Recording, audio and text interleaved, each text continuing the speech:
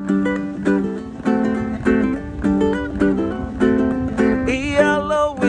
a little aloha in our day. Spread a little aloha around the world at breakfast with Bob.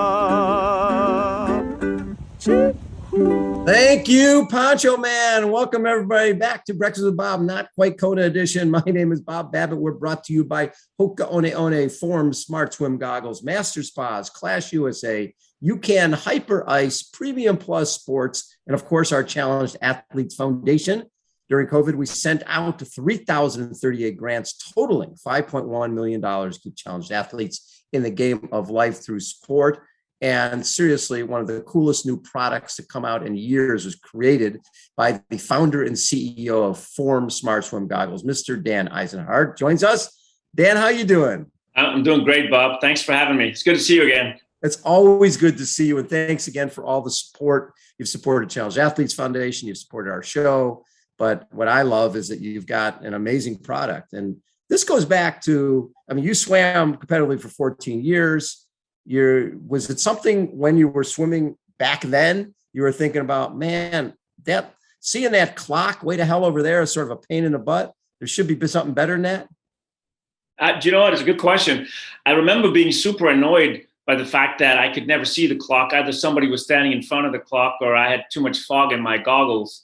Or I was, doing I trained for the 1500 meter. I was sort of mid-pool and I just was like, okay, I wonder if my gut is right about what pace I'm doing.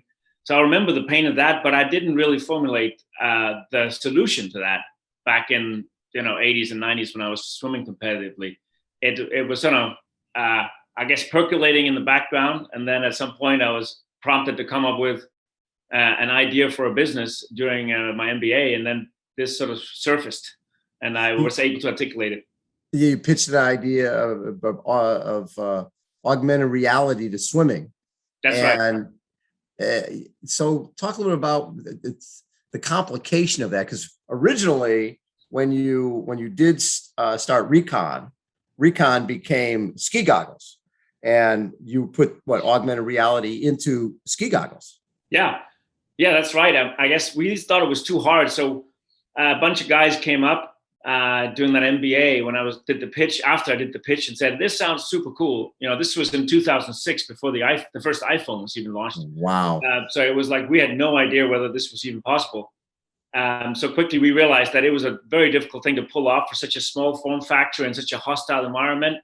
And we thought, okay, let's put them in ski goggles first. And you're right, that was the first implementation of this technology. And back then it was just a little screen that was sitting on the inside of the ski mask, and you would look down and see it, kind of like a small monitor, and you could focus, and it was really nice. You could get your text messages, and you could see your ski maps and terrain maps and all kinds of things. Whereas the swimming goggles, you have a see-through display. So we learned a lot from back then, and some of the employees from that business, from Recon Instruments, which sold to Intel in 2015, some of the employees there came along with me on this journey as well. So we have some domain expertise that has come across from that time. So when you sold to Intel in 2015, was the thought that, okay, now I can go work on a goggles, or were you thinking about going other directions? I'll tell you what, my wife will tell you this. The night after we signed the deal, I remember in the afternoon, and that night, I spent most of the night just basically drawing up what became the patent application for the first for the foam goggles, because during Recon, I was constantly coming back to how cool a value proposition it would be to put a display inside a swimming goggle, because it's like there's nothing, and then suddenly you can have all this stuff in real time that you're used to getting in running and cycling, and skiing was good, but it wasn't. It's a seasonal business. There's a lot of entertainment value in it, whereas swimming, it's like you have nothing. And it's like I always say, it's like running with your smartwatch on your ankles. Like you're not seeing, anything. So it was very appealing to me. So right after, basically, I started thinking about this and got hold of some older team members from the old Recon days, and we already started the proof of concept. I think a few months after the company sold, and I was doing this on the side, and it was under full approval from Intel. I actually asked them for approval, and there was no issues there. So you didn't want to be them to feel you were being competitive with them.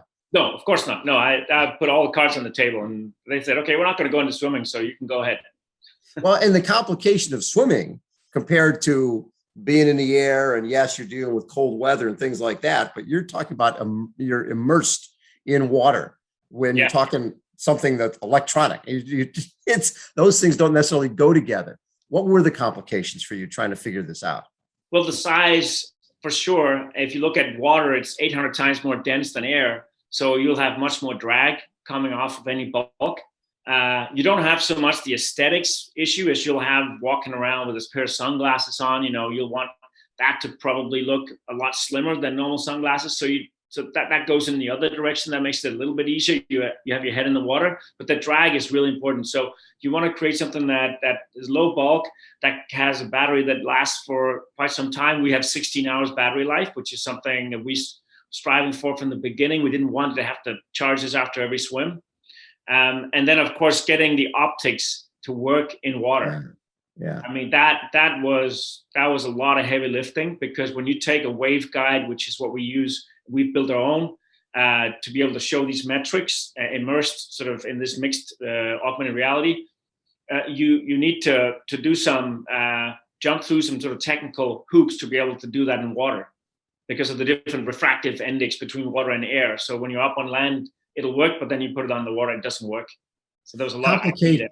What were the complications? It was one thing being in indoors, chlorinated pool, or being in the ocean, waves, current, sun, all that type of stuff. All that hostile environment. So exactly. We spent a lot of time selecting materials and testing them, putting them through, lots of difficult and challenging conditions in the lab and in real life before we landed on the final spec. So this is not to be compared to a normal pair of goggles. We've used at the high end of all the different materials across the bill of material to build these. What's fascinating is it's when you're at the top of the market, when people are used to spending 20, 25, 30 bucks for goggles, and you're coming out with like $199, that people walking in just go, wait, what? That value proposition becomes a big issue in getting people to understand. So it's one of those things where you can't just put them on the shelf. People have to be able to put them on, try them, and then they get it.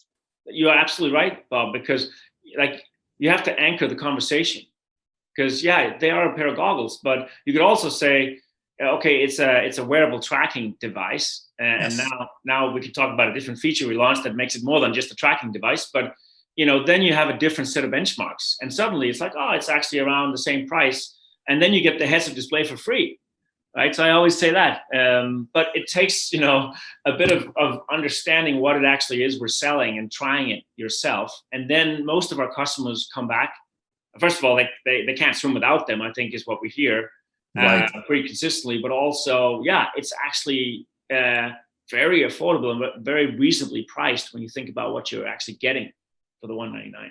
What you've obviously seeded it, a Lionel Sanders, you've had some, really, really good athletes using the product. What have you learned from those folks that have actually gone into to change what you're doing with the goggle? Yeah, we've had a great relationship and continue to have with Lionel. And I think some of the feedback on what metrics could we actually use to better understand how to improve technique and efficiency. So I think, early on, Lionel was talking about distance per stroke and stroke rate, and really understanding how can you make true technical gains, and not just like gains because you're becoming fitter. Right? So he wanted to not work harder and muscle his way through a swim. He wanted to actually understand that he had made technical gains. So I think that was great to hear how triathletes were actually using our metrics that we actually had in the goggles. We didn't develop them after we got that feedback, but we got more focus on what they meant for swimmers at that level. So that was one of the feedbacks. And then I think something we were worried about was whether the fit was going to be good enough.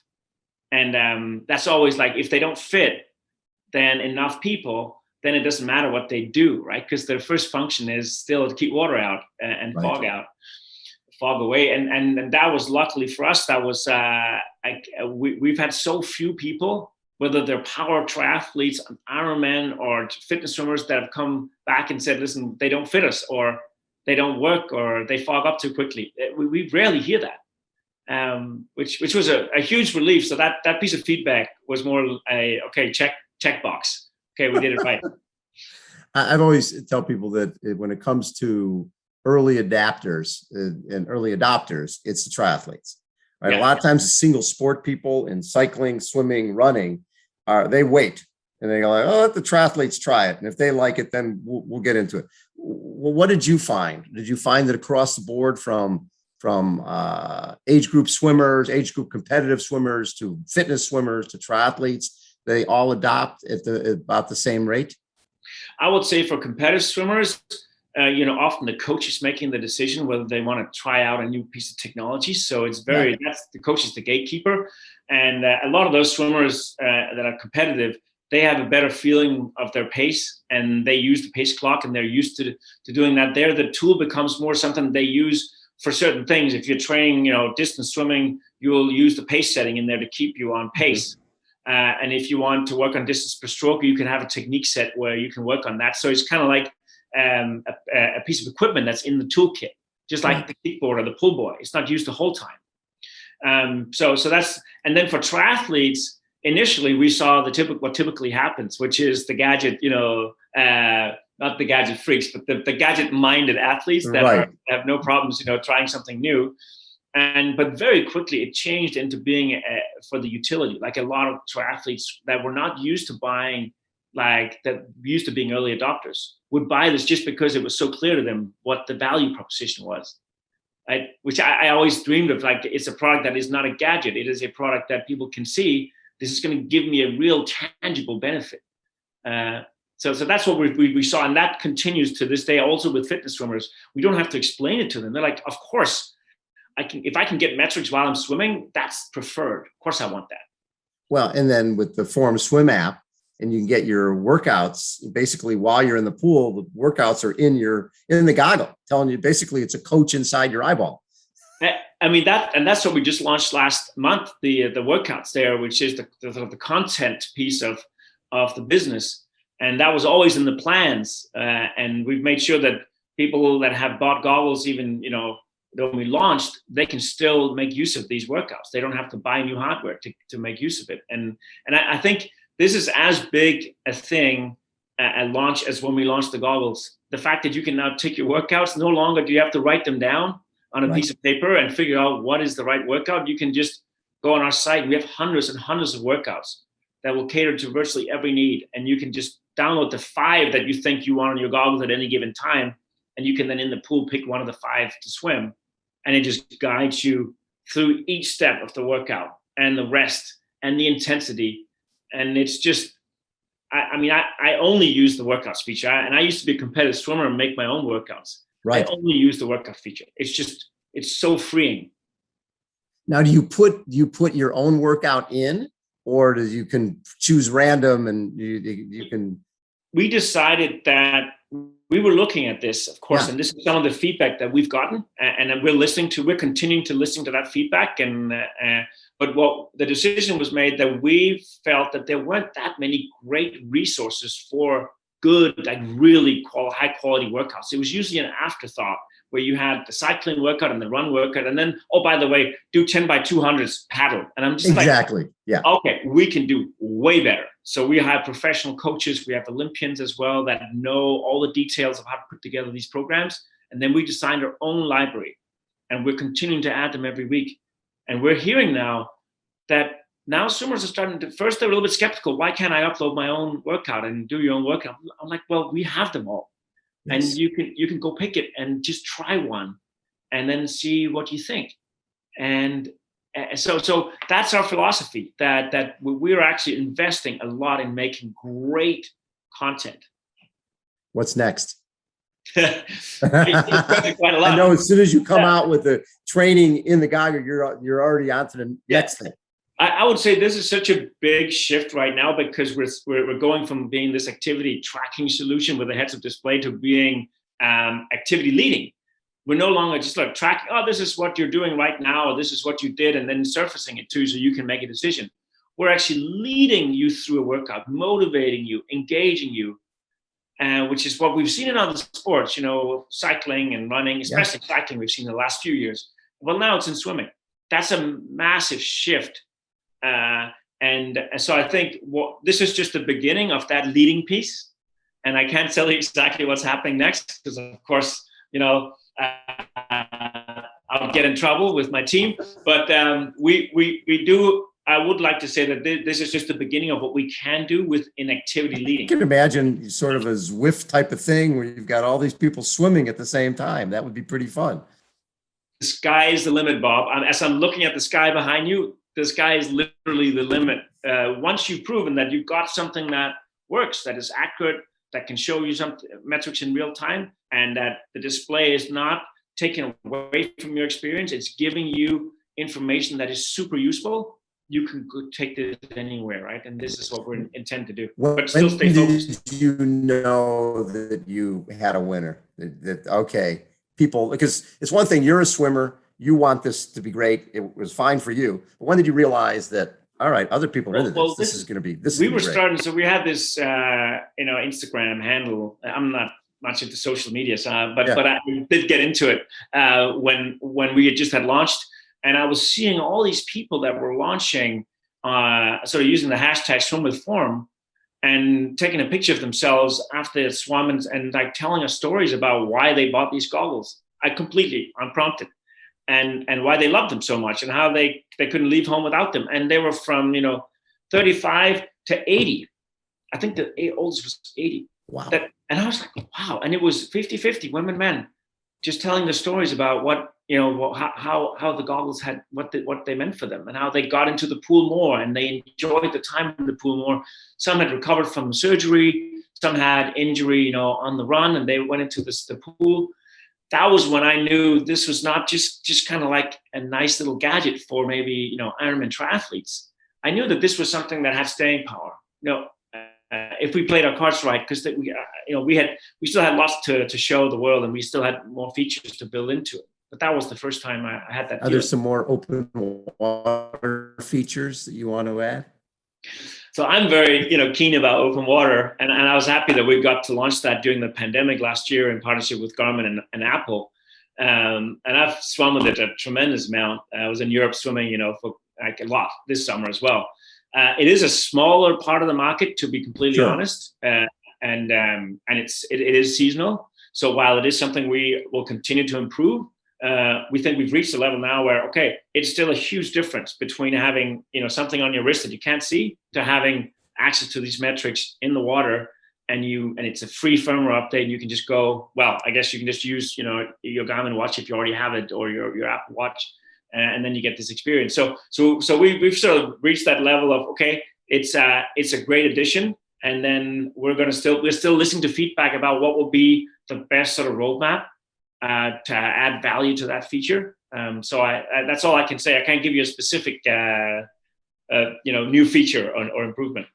So you can't give me the GPS that's going to direct me from buoy 1 to buoy 2 to buoy 3. You know what? The funny thing is that we've looked at all these things. We've tested a lot of things. Yeah. And there's nothing you can't think up that you can actually implement. It's like, we could do that. But what it comes down to is, can you do it in a way where it's completely robust and accurate every time? And I think there's an extra sense of responsibility when you're outside and there's lives at stake. So I think we know our ethical responsibility there above and beyond our brand. We want to continue to have the brand of high accuracy, high quality. And so we'd rather forego a feature if we think there's a risk that it won't be as robust because of these factors that are outside of our control, currents and all kinds. Like a GPS are you swimming in a lake where there's like tree line and then suddenly you don't get the GPS? Or there's so many contingencies where maybe for 20% of people you would have these problems. So I'm sure we'll continue to add features and more features that wow our customers. But for now, I think we have actually a really good solution that people should go and try. So when you were making your MBA presentation, does your professor know that this actually became reality from your presentation for your MBA way back when? You're the first person to ask that question. Well, this is actually a really good question. He does know, and because you're right. I think Professor Thomas Hellman is his name, Yes. and he ended up, I think, moving from University of British Columbia, where I did my MBA, to somewhere on the East Coast. But we stayed in close contact, and I was actually doing the introduction, sort of pep talk to the incoming MBA class for the entrepreneurship course every year for many years. Because it was he thought it was such a good example of something that made it outside of the school, and others, did that after me. So yeah, I did stay in contact, but I haven't spoken with them for a couple of years since he moved. Hey, he must be very proud, because that's so it reminds me of the FedEx guy making his MBA presentation. Next thing you know, he's creating FedEx. So when you have an athlete, the one thing we used to see back in the day with the pros, you were either a good swimmer or you weren't, right? And you were, a Miranda Carfrae, and people they never really get that much better. Watching the growth in Lionel as a swimmer in this last couple of years, and obviously he's got coaches on the deck and technique, etc. But my gut is that form has been a big part of his improvement, and seeing him come out of the water, being able to sit on an Andrew Starkowitz at the and when we're watching the Collins Cup, and you're going, wait, that's Lionel sitting on Starkey, who's usually one of the first guys out of the water. Yeah, you must be pretty proud of that. Yeah, of course, nothing comes easy, right? And we know how hard a worker Lionel is. Yeah. But I think having the right tools finally is something that I think we're so happy, and we're so grateful that Lionel, took on that challenge. And I have a sticker on my case for my goggles that says, stop sucking at swimming. So that was, the great tagline from Lionel. So he's really embraced this, and it makes me happy that there's something that we've created, something that's that useful. I think it's helped him. I love it. And you're still swimming a lot? I still try to get into it 3 times a week. And so I was in this morning as well. So I'm going through all the different workouts to kind of see which ones, are the best, were my favorite workouts, and give feedback to the product team. And I always thought that I would still sneak a workout in that wasn't a prescribed workout. Yes. I don't even dream of that anymore. And I was a hardcore build my own workout, in the morning. And I was like, so this notion of being led is it's so motivating, getting up in the morning and then actually looking forward to jumping in the pool and feeling that cold water in the winter. And it feels like it's winter. I'm in Canada now, so it's not like where you are. You're probably in San Diego, right? Exactly. But, so that motivational aspect has meant that I actually getting in the pool more than I would normally do. I love that. Dan, thanks so much for taking time, man. I love that. And if people want to check out the product, is it just Form Swim Goggles? What's the best way for people to check out the website? Best way is just formswim.com. Formswim.com. Okay. And and then they can read all about the workouts feature as well, and then everything else that we've got going on the product side. The other thing, I've heard this from a number of people who it's sort of scary sometimes getting into the ocean by yourself. And when you've got something, basically you feel like you're with somebody. When you've got your Form Smart Swim goggles on and you're out in the ocean, it's like, okay, there's a little comfort that comes from, because we don't know what's underneath there. Sometimes it can be scary. We've heard this so many times. I felt it the first time I swam in open water with the goggles. And I mean, they say for these, drowning accidents, it's often like you're your own worst enemy, right? Because you panic and you start to get anxious and then you cramp up. But it does center you that, you're used to swimming in the pool. That's where we spend most of the time. And you get that same display as if you're in the pool. And you get that, you can sort of focus on your metrics is really, is very calming. Very calming. I love it. Dan, congratulations on everything you've accomplished. I think your MBA instructor has to be proud seeing you bring this fruition. And so many people now are comfortable in the water who really weren't before, because they've got a buddy, right? They've got a buddy that they're swimming with every day who's telling them what workout to do. They don't even have to think about it. That's right. I mean, you're never alone in the pool anymore or in the water with these goggles. So it's your own little, I like that, your own little swim buddy. There you go. I love it. Dan, thanks again for taking time. Again, Dan Eisenhardt has been our guest, and it's Form Smart Swim Goggles, one of the greatest inventions to come to the sport of triathlon and the swimming forever and ever. Dan, you're the best. Thank you, sir, for your time. Thank you, Bob. Thanks for having me. Again, Breakfast with Bob, Not Quite Kona edition. Thanks, everybody, for tuning in. We'll catch you next time.